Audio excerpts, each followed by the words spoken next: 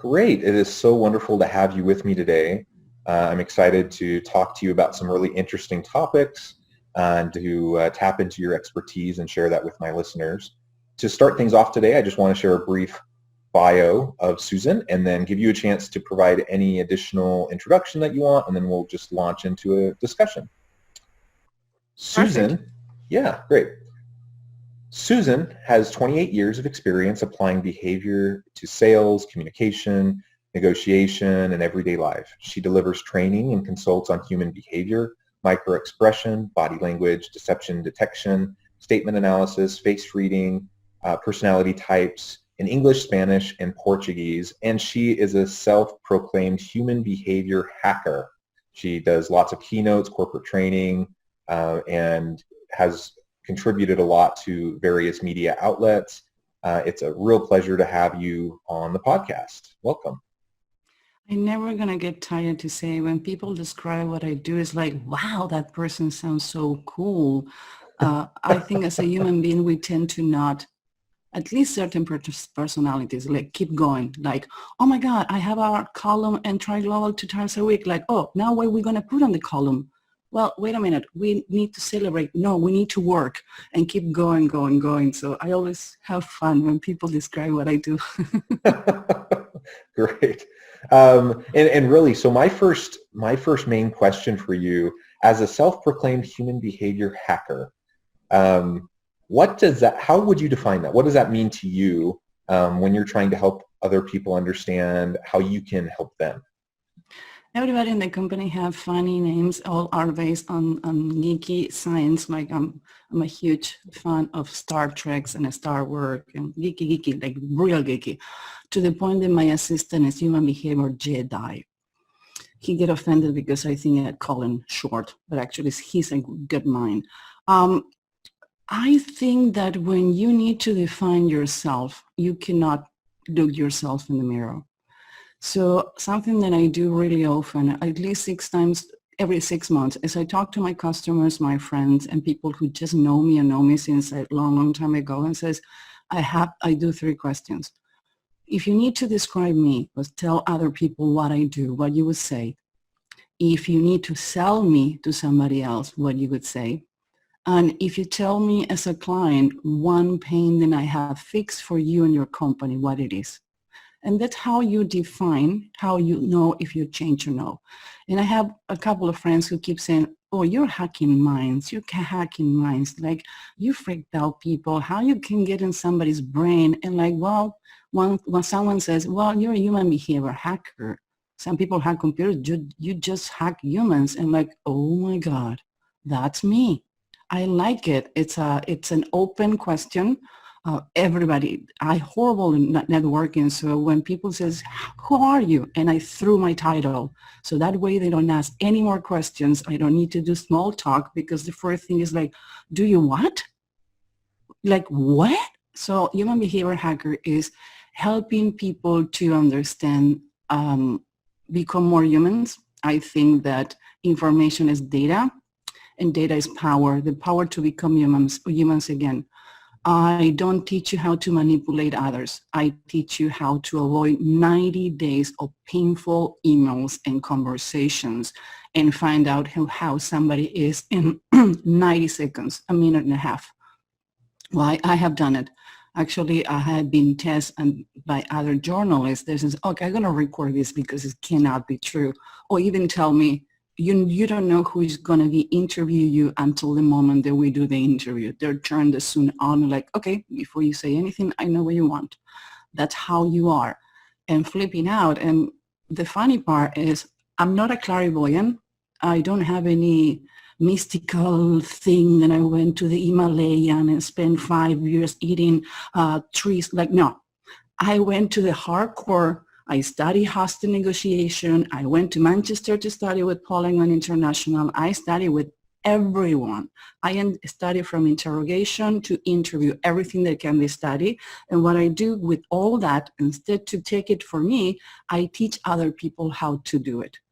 For example, when I have, it's funny because I didn't know that people don't do it. Again, that conception that you're in your own bubble of thoughts.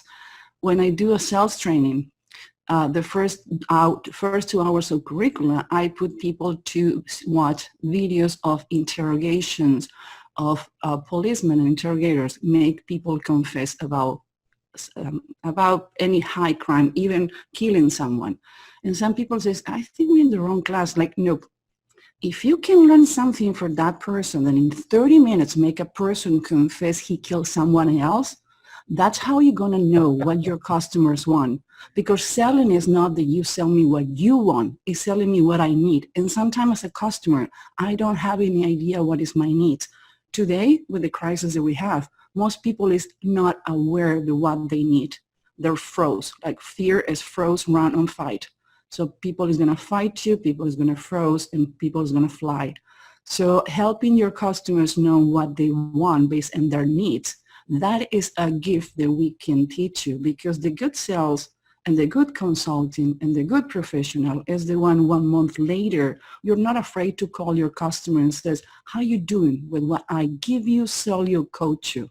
And that is the moment of truth when like, you even give me something that I didn't need, I know. You know me so well that even know my thoughts and my needs before I need it. That to me is success. Not the number of check, is that calling one person a month later, that is one of the most frightening things, and say, did I do it right? Is what you needed? And keep my boss happy, because it's what we need to sell too. But we need to find the line, and that line, it need to be taught, is how to read others, how to profile others in a good way. Yeah, well, that's so interesting. And I love the term human behavior hacker. I think that's so cool.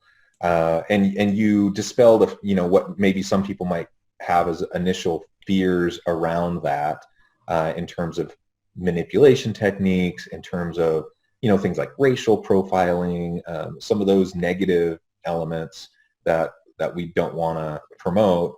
But what you're talking about really is reading body language, facial expressions, intonation, really understanding interpersonal interactions in a way that you can leverage to help people, right? Is that accurate? One of the things that I did about face reading, it has nothing to do with culture, race, or age. You can have twins, and we have studied twins. I study with the best on face reading, and I start doing my own research. One of the reasons the company says through research and teaching. What happened in a controlled environment at a university, and you're a professor, and I don't want to sound offensive, it's great because it's a controlled environment. What happened when you put it in real life? And the thoughts and need in real life, you need to test it on research to go back. So it's a circle, never stop. So beside the studies, I did my own studies. I don't have papers. I don't have funding. I just went through thousands of people. What I do on the weekends is go to fairs. I put a little box and says free face reading. And like, why free? Because I'm going to learn from your face. And I start looking for twins on between 50s and 60s years old. And I found out that even though they're identical twins, they have lines on their face and features on their face that has changed in the last 20, 30 years, and they're based in what happened with their life. The cohort study, it started in 1921, and there were 292 people followed for 83 years. So different researchers were taking the project. And after 83 years, they determined the mouth, eyes, ears, and nose. It's telling the story how your life went, how happy and unhappy, and how much comfort and money and luxury you had or not. So that's when like, oh my God, that's how accurate this is. And again, I always says, it's not 83 months, 83 days, 83 years. Tell me what other study has done in recopilation data for so long. And there were people from different race, different nationalities, and shows that doesn't matter. I have one feature, the Martin Luther King have, and Pavlov, who was Russian, have. I wish it was the brain. No, it's more simple than. I have a little bump under my nose that it says that you work better in service to others. And again, when I put the picture, it says, no, it's not the brain. Don't worry, I'm not as intelligent as they are, but I did find out there were different race, different nationalities, and with the three do the same. I love to do pro bono. I even sometimes I have complaints on my team because I do too much pro bono, and I enjoy it, and I do it on my weekends in my personal time. Why? Because I want to help people get into the next level, and usually I do it with institutions who bring people from the South Side here in Chicago, or places where they don't have a good income and they don't have the possibility to go to college and take it to the next level. And I teach them basic behavior and how to do it. And that gives me satisfaction. Again, the same pattern, same behavior, same feature, different in every aspect of the life that we have, the three of us. Yeah, so interesting. So let's apply this to an organizational context. If I'm an organizational leader, how can I use these types of approaches and methods to better understand the people I'm leading, to lead more effectively, to be a better supporter of and empowering them to do their work?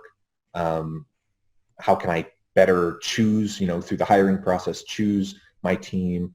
Some of these types of elements. How can what you offer help organizational leaders? First, I think a leader and a manager is not the person who make everybody understand you. Your job and your responsibility is understand your people. We want to be seen. One of the biggest effects that I have when I read someone, it's crying, is like, oh no, the heck, do you know my therapist? Those are the three things, but always is the common denominator. Oh my God, you see me, is nothing wrong with me. And leaders are running and managers are running so fast that obviously you're not going to have a DNA test on each of your employees, but you can divide your people in introverts and an extrovert. You cannot put an introvert 24/7 in a video. You're going to kill him or kill her. So you need to know that about your team. You need to know how much exposure that person have, because you can be burning the best fuel of that person because you put it on the same box. An extrovert is going to be out all day, no problem. Another thing is you need to know if your team is visual, is auditory, or kinesthetic. If they're visual, they're going to be the people who can visualize and give you a good presentation. They're the goods who pair with clients who are asking for certain products and certain things. The auditory people is the one who's going to be listening and paying attention all the time. So if that suddenly you have an introvert who is a listener in a meeting, they're not going to talk. They're going to be holding the head down because their weight on the words are important. So you cannot point that person that, you know what, you didn't participate in the meeting, like, yeah, and they can recite all the meeting word by word, but because you didn't know that. Another thing, you need to send your agenda on time before a meeting, knowing the time and the topics when you want to work, in this case specifically in a team. Why? Because the introverts, they need to be ready, and the extroverts need to tone down. So as a leader, what I do, and when I have a meeting, we are 19, and I always make fun. Some of them are really cocky male, like they want to talk all the time. So I mute everyone, and they need to raise their hands to talk. So I allow everybody to have their own pace. You can know how people process information. Is people oriented, facts and data, or they're doing research. I'm doing research all the time. My right hand has facts and data. So he is the person who take my obsessive compulsive research disorder, then I need to know everything, and say, Susan, is done. It's an article who have 300 pages. It's a simple 30-minute presentation. We don't need to know if Napoleon had that problem. Stop it. And it's good because he stopped me from procrastination, from overanalyzing, and procrastination by perfection. He punched me and pushed me to go. Funny part, he's in another continent. We never met face to face, but we have 8 meetings face to face in Zoom before they both agree this is going to be a good relationship for both. He did a huge change on career, and it says, I don't want expecting to you to be for 6 months, because I have news for you. After working with us, you're ruined, because you're not going to be able to work with anybody else, because the level of reading and analyzing is different. That's happened with him. He's been with me 6 months, is ruined already. So as a leader, 3 things that you need to know: how to read your team, how to assign the task. And it's proven that in all the depressions and crises on the story of our United States, depression on the 19th, 9/11, 2008, is the companies who grow. They start, for example, most people doesn't know that Uber, Instagram, Slack started in 2008, worst of the depression. So the companies who grow, they start, and they become stronger, are the ones who stop being pity, stop being crying, let people vent, but look for the next one. Okay, great. We have this. What is going to happen in a week? We don't know. Okay, let's put scenarios and be ready. Support your people and like, okay, I get it that you have a horrible time, but you have a job too. Let's concentrate on what you're going to do next. And Simon Sinek said really good in a podcast that I listened, as one of his employees asked, I'm going to have a job after this. And he says, it's not dependent on me. It's dependent on how fast you can adapt. And it's true. We become animals of adapting to a reality who didn't give us few weeks to prepare. Some people left the office on Monday, 5 p.m. and like, oops, I forgot to water my plant. Don't worry. Tomorrow morning I come and I'm going to do it. And next morning, hey, your laptop is going to be delivered to your house. You're not coming to the office. And the truth is 75% of the people are going to stay working at home, because companies, for example, they found out how much money they saving having people working from home. They're more productive, less sick days. Even though in this craziness you have your kids running around, you see your partner 24/7, but most people is moving to the suburbs. They live in the shoebox they live in and having a bigger house, and house selling has been crazy because people is buying houses in the middle of the crisis. Why? Because you need to understand that every crisis have a plateau for growing. Doesn't matter what it is. Adaptation is the one who made us that the cavern man or woman who didn't talk and use sound, and they were catching dinosaurs for eating, to the great meeting with you that you are in another part of the United States and we can have a Zoom. That's called adaptation.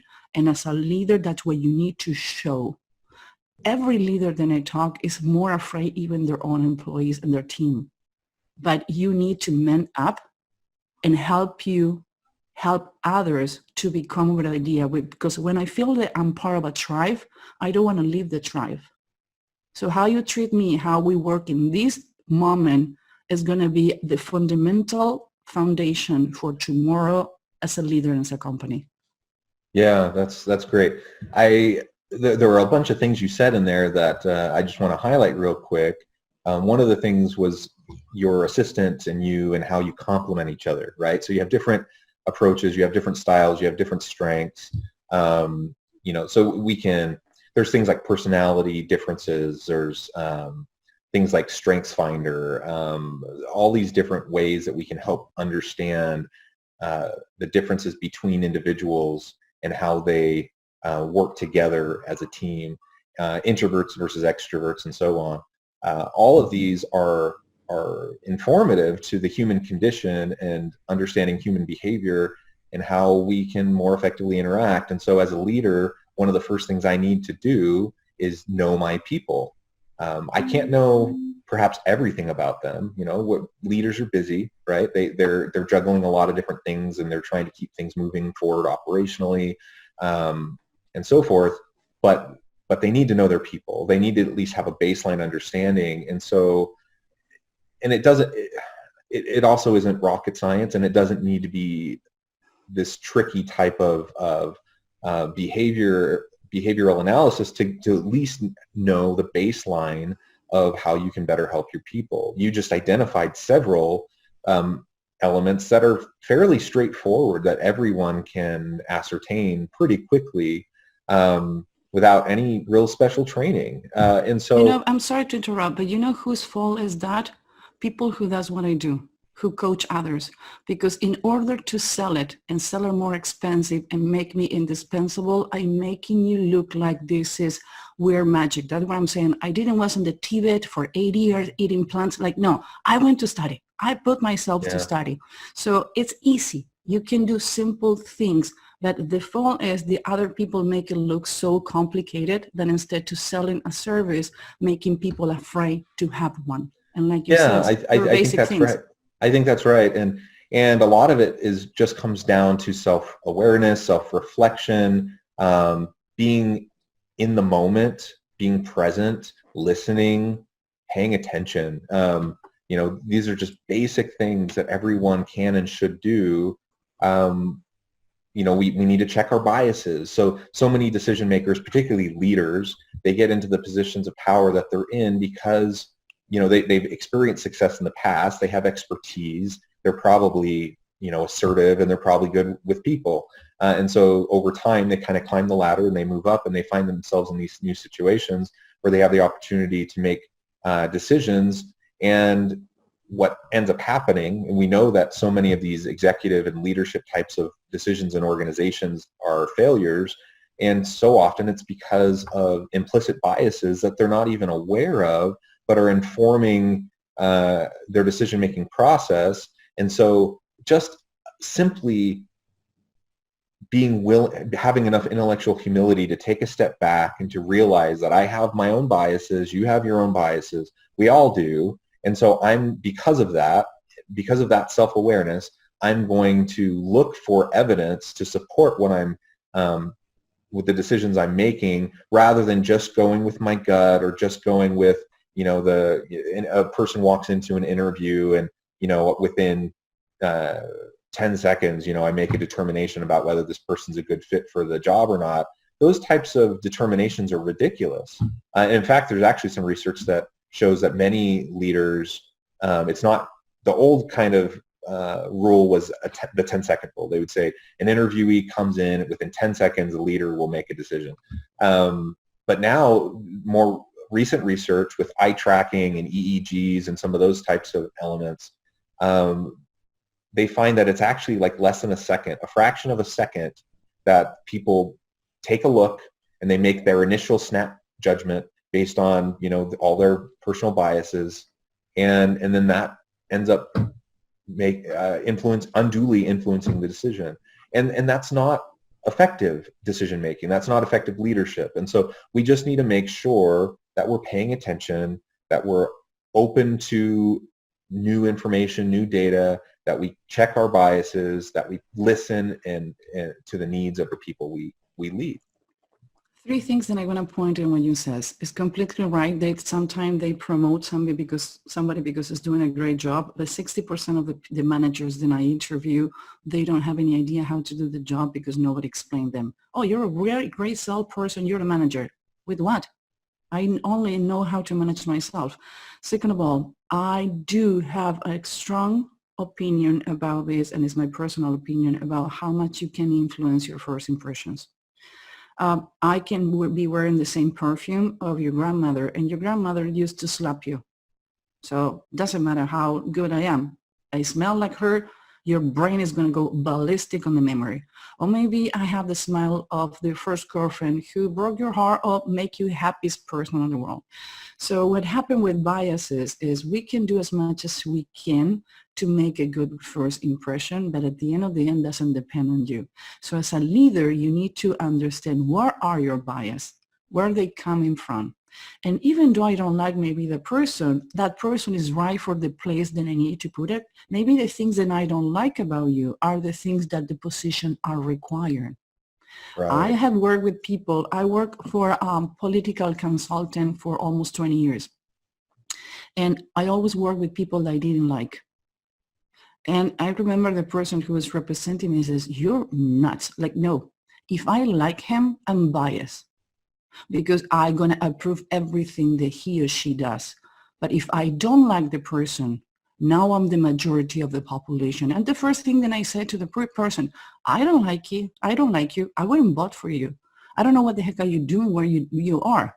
But the good news is I'm half of the population. So I can think like them. I can feel like them. And I know how to talk to them. That's what made me good in my job. I hate you. Almost that. And most people look at me like, I'm sorry, you take your meds today? Like, yeah, don't worry. My mom get me tested. I'm normal. I Yeah. just saying you and teaching you things that nobody else is going to tell you. And Yeah. at the end of the campaign or the work is like, you know what? You was right. It's not about to be right.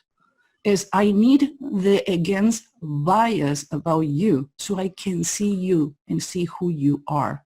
But in the other hand, I need to control myself as because I don't like this person doesn't mean that everything that person does is wrong.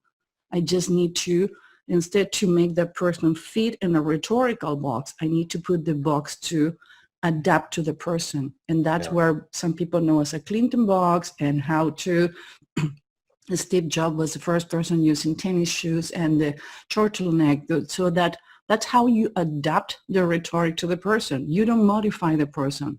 You made that person adaptable. And you're always going to have people who hate you and love you. And I said in a couple of interviews, and people says, you extremist. Like, I don't have grades. Some people need to understand in life, you're not going to have great space. Other people can, should, and want. But other ones, you're going to have people who put you on a pedestal because what you do and people who's going to deteriorate in you because it says you're racist. I'm not. Actually, I'm taking that out of the table. But if you don't understand, if it take me 3 emails and 5 meetings to make you to understand what I'm going to take your people, how high and different an advantage you have teaching your people behavior, we are not a match. We need to fire each other. It's not only you want to fire me as an employee or so you're consulting. I need to fire you as a customer. Why? Because it's not going to work. Your resistant is going to kill your team. And your resistant is not productive for me. So if you're not in this level to understand how science, behavior is way at some time more important than the degree that you have, it's not going to work. So you can have a PhD, you can have a master, but some people has a street smart and you need to put both. And a perfect cake, you need all the ingredients. I need people with PhD to help me to understand and read the papers and the studies they spend so much time doing. And I need somebody who has been on the street for 20 years to tell me how with the jigs they put it together and help people who doesn't have neither of those advantage to become better. So you need anything on the society. Nothing is worse or bad or better or whatever you want to put it. We need everything. We need to put it together. Well, I love that. And Susan, this has been an awesome discussion. The time has flown by and we're out of time. We went over the time. But it's been great talking, and there's actually several other things I wanted to discuss with you. So perhaps we can schedule a follow-up discussion. I'd love to have you back on the podcast in the future. But thank you so much for joining me today. Why don't you just take a minute and explain to my listeners how they can get in touch with you and find out more about you and what you do. First of all, you can find me on LinkedIn. This is the main source of where we publish everything. It's Susan Ibitz with a C as in zebra at the end. You can Google me. And if it's not, I would say go to humanbehaviorlab.com.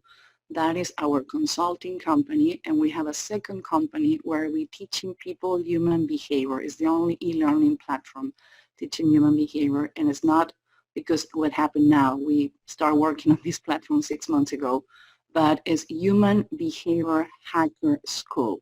It's the only platform, for example, teaching face reading. Nobody else is teaching face reading online. So we like to do things outside the box, because we find out that we have a tribe. I love my tribe. I'm nobody without you guys. Okay, well, wonderful. Thank you again so much. I encourage my listeners to go and reach out to you. And Susan, I hope we can talk again soon, and I hope you have a great week. You too, Jonathan. Thank you very much. Bye-bye.